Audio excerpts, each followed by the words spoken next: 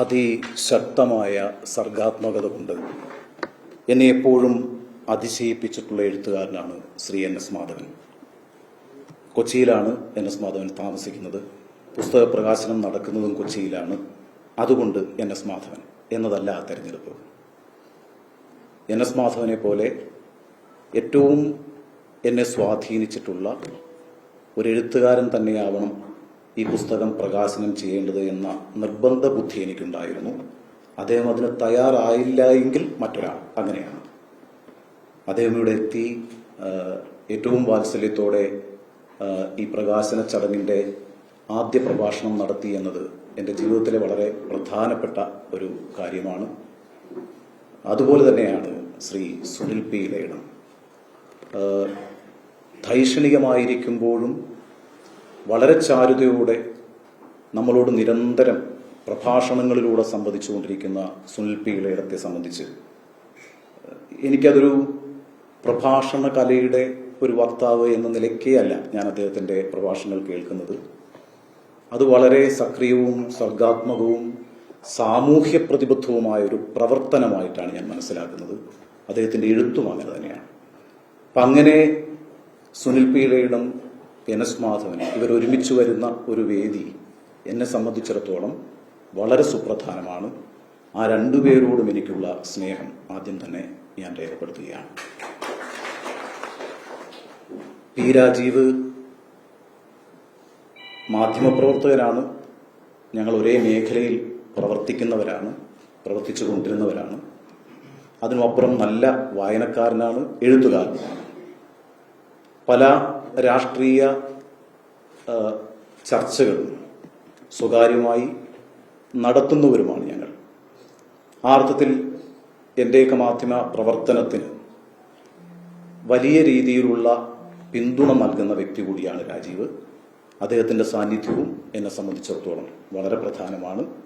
മന്ത്രി എന്ന നിലയ്ക്കല്ല കേട്ടോ, എഴുത്തുകാരൻ, മാധ്യമപ്രവർത്തകൻ, സഹപ്രവർത്തകൻ എന്നൊക്കെയുള്ള നിലയ്ക്കാണ് അദ്ദേഹം ഈ വേദിയിൽ ഇരിക്കുന്നത്. എന്നെ സ്നേഹത്തോടെ എപ്പോഴും ചേർത്ത് നിർത്തിയിട്ടുള്ളയാളാണ് ശ്രീ MK മുനീർ. അദ്ദേഹം ഇന്ന് ഇവിടെ എത്തുന്നു എന്ന് പറയുന്നത് എന്നെ സംബന്ധിച്ചിടത്തോളം ഞാൻ ഒട്ടും പ്രതീക്ഷിക്കാത്ത കാര്യമാണ്. ഈ പുസ്തകത്തിന്റെ പ്രസാധന ചുമതല ഏറ്റെടുക്കുക മാത്രമല്ല, ഈ ചടങ്ങ് എവിടെ നടന്നാലും അവിടെ എത്തും എന്ന് പറയുകയും, ഇപ്പൊ സഭയൊക്കെ നടക്കുന്ന സമയമാണ്, മറ്റു തിരക്കുകളുള്ള സമയമാണ്, എന്നിട്ട് പോലും അദ്ദേഹം ശനിയാഴ്ച ഇവിടെ എത്തിച്ചേർന്നു എന്നുള്ളത് എന്നോടുള്ള സ്നേഹം ഒന്നുകൊണ്ട് മാത്രമാണ് എന്നെനിക്ക് നന്നായിട്ടറിയാം. അദ്ദേഹത്തോടുള്ള എൻ്റെ എന്താ പറയുക, ആദരം വളരെ വലുതാണ്. പിന്നെ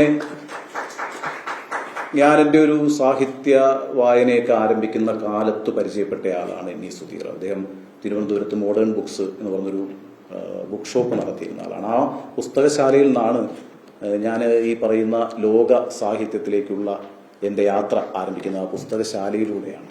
അപ്പം അന്നു മുതൽ എനിക്ക് ഗാഠമായ ബന്ധമുള്ളയാളാണ് സുധീർ. എന്നെ വായനയിലേക്കും എഴുത്തിലേക്കും എപ്പോഴും പ്രോത്സാഹിപ്പിച്ചിട്ടുള്ളൊരു സമകാലികരാണ്.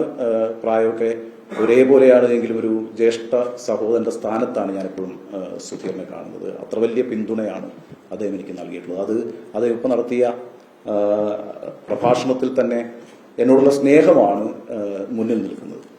അപ്പോൾ ആ അർത്ഥത്തിൽ ഈ വേദിയിലിരിക്കുന്ന എല്ലാ ആളുകളും ഇവിടെ എത്തിച്ചേർന്നതും ഈ ചടങ്ങിൽ പങ്കെടുത്തതും ഞാൻ എഴുതിയ സാഹിത്യത്തിന്റെ മഹത്വം വെച്ചിട്ടല്ല എന്നും എന്നോടുള്ള വലിയ വാത്സല്യത്തിന്റെയും ഒരു സാഹോദര്യത്തിന്റെയും പ്രകാശനമായിട്ടാണ് ഈ വേദിയിൽ ഇരിക്കുന്ന എല്ലാവരും ഇവിടെ സന്നിഹിതരായത് എന്ന് എനിക്ക് നന്നായിട്ടറിയാം. അതിനോടുള്ള കടപ്പാടാണ് ഞാൻ ആദ്യം രേഖപ്പെടുത്തുന്നത്. ദീർഘിപ്പിക്കുന്നില്ല. ഞങ്ങൾ ഈ പരിപാടി സംഘടിപ്പിക്കാൻ തീരുമാനിച്ചപ്പോൾ ഇവിടെ വന്ന് ഈ സ്ഥലം എടുക്കുന്നതുമായി ബന്ധപ്പെട്ട് ഫാദർ അനിൽ ഫിലിപ്പുമായി സംസാരിച്ചു. അപ്പോൾ അദ്ദേഹം ഇങ്ങോട്ട് പറഞ്ഞത്, നിങ്ങൾ ആ പരിപാടിക്ക് വന്നാൽ മതി, ഈ പരിപാടി നടത്തുന്ന കാര്യം ശാവറ കൾച്ചറൽ സെന്റർ ഏറ്റവുമാണ്. ആ അർത്ഥത്തിൽ വലിയൊരു ഇനിഷ്യേറ്റീവാണ് ഫാദറിന്റെ ഭാഗത്തു നിന്നുണ്ടായത്. വലിയ സഹകരണവും പിന്തുണയുമാണ് ഉണ്ടായത്. അതിനോടുള്ളൊരു കടപ്പാട് ഞാൻ ഈ അവസരത്തിൽ രേഖപ്പെടുത്തുകയാണ്. പിന്നെ എനിക്ക് ഈ ചടങ്ങുമായി ബന്ധപ്പെട്ടും ഈ പുസ്തകത്തിന്റെ പ്രസാധനവുമായി ബന്ധപ്പെട്ടും പറയാനുള്ളൊരു കാര്യം, ഇതിന്റെ പിന്നിൽ എൻ്റെ വളരെ അടുത്ത 3-4 സുഹൃത്തുക്കളുടെ ഇഫേർട്ടാണ്. അവരെ കുറിച്ച് ഈ അവസരത്തിൽ പറയേണ്ടതുണ്ട് എന്നാണ് ഞാൻ കരുതുന്നത്. എൻ്റെ സഹപ്രവർത്തകനായ ഷഫീഖ് താമരശ്ശേരി, അതുപോലെ ഈ പുസ്തകത്തിന്റെ കവർ ചെയ്ത സൈനു, കവർ ഡിസൈൻ ചെയ്തു എന്നുള്ളത് മാത്രമല്ല, അങ്ങനെ ചെയ്തില്ല എങ്കിലും സൈനു ഈ പരിപാടിയിൽ ഉണ്ടാവും. അതേപോലെ ദിലീപ്, ഇവരൊക്കെ ചേർന്ന് നിന്നുകൊണ്ടാണ് ഈ പരിപാടി സംഘടിപ്പിച്ചത്. അപ്പോൾ അവരോടുള്ള എൻ്റെ ഒരു സ്നേഹവും കൂടി ഞാൻ ഈ അവസരത്തിൽ രേഖപ്പെടുത്തുകയാണ്. പുസ്തകത്തെക്കുറിച്ചുള്ള നല്ല വാക്കുകൾക്ക് നന്ദി. പുസ്തകം എല്ലാവരും നന്നായി വായിച്ചിരിക്കുന്നു എന്നുള്ളതാണ് ഞാൻ അതിൽ നിന്ന് മനസ്സിലാക്കുന്നത്. അത് സംബന്ധിച്ച അഭിപ്രായങ്ങളെയൊക്കെ ഞാൻ വിലമതിക്കുന്നു, വളരെ ഗൗരവത്തോടെ കാണുന്നു. തുടർന്നുള്ള ഇനിയും എഴുതാൻ കഴിയുകയാണെങ്കിൽ അത്തരം സന്ദർഭങ്ങളിൽ ഗൗരവത്തോടുകൂടി തന്നെ ഞാൻ ആ അഭിപ്രായങ്ങളെ പരിഗണിക്കും. കാരണം എഴുത്തുകാരനാവുക എന്നത് ആത്മാർത്ഥമായ എൻ്റെ ആഗ്രഹമാണ്. ഞാൻ എഴുതി തുടങ്ങിയ എഴുത്തുകാരനാവുക എന്ന ആഗ്രഹത്തിന്റെ അടിസ്ഥാനത്തിൽ ജീവിതം ആരംഭിച്ച ഒരാളാണ് ഞാൻ. അപ്പോൾ പിന്നെ യാദൃച്ഛികമായി മാധ്യമപ്രവർത്തകനായ ഒരാളാണ്. ഹാപ്പൻ ടു ബി ജേർണലിസ്റ്റ് എന്നാണ് ഞാൻ എന്നെ കുറിച്ച് തന്നെ പറയാറ്. ഞാൻ ജേർണലിസം പഠിക്കുകയൊന്നും ചെയ്തിട്ടില്ല, ജേർണലിസ്റ്റ് ആകാൻ ആഗ്രഹിച്ചിരുന്നുമില്ല. കലാകൗമുദിയിൽ 1992 ചില കവിതകളൊക്കെ അച്ചടിച്ചു വന്നിരുന്നു. പിന്നെ കഥയിലേക്ക് മാറി. കഥയൊക്കെ എഴുതിക്കൊണ്ടിരിക്കുന്ന സമയത്ത് എസ് ജയചന്ദ്രൻ നായർ എന്ന് പറയുന്ന വലിയ പത്രാധിപരായിരുന്നു കലാകൗമുദിയുടെ അന്നത്തെ പത്രാധിപർ. അദ്ദേഹത്തിനോട് അവിടെ ഒരു തൊഴിൽ അവസരം വന്നു, ഒരു ഒഴിവ് വന്നപ്പം താല്പര്യമുണ്ടോ എന്ന് ചോദിക്കുകയും ഞാൻ അവിടെ അങ്ങനെ ഒരു ജോലിയിൽ കയറുകയാണ് ചെയ്തത്. അപ്പം അങ്ങനെ ഒരു ജേർണലിസ്റ്റ് ആയിപ്പോയ ആളാണ് ഞാൻ. അതിലെനിക്ക് ഖേദമൊന്നുമില്ല.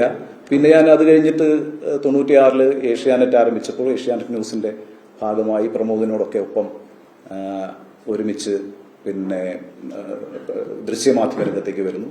പിന്നെ ഡൽഹിയിലേക്ക് പോകുന്നു. അങ്ങനെ ഒരു ഒഴുക്കിൽ ജീവിതം ഇങ്ങനെ പോവുകയാണ്. ഇടക്കാലത്ത് പൂർണ്ണമായും വായനയും എഴുത്തുമൊക്കെ നിന്നുപോയി. അതൊരു മത്സരത്തിന്റെ കാലഘട്ടമാണ്.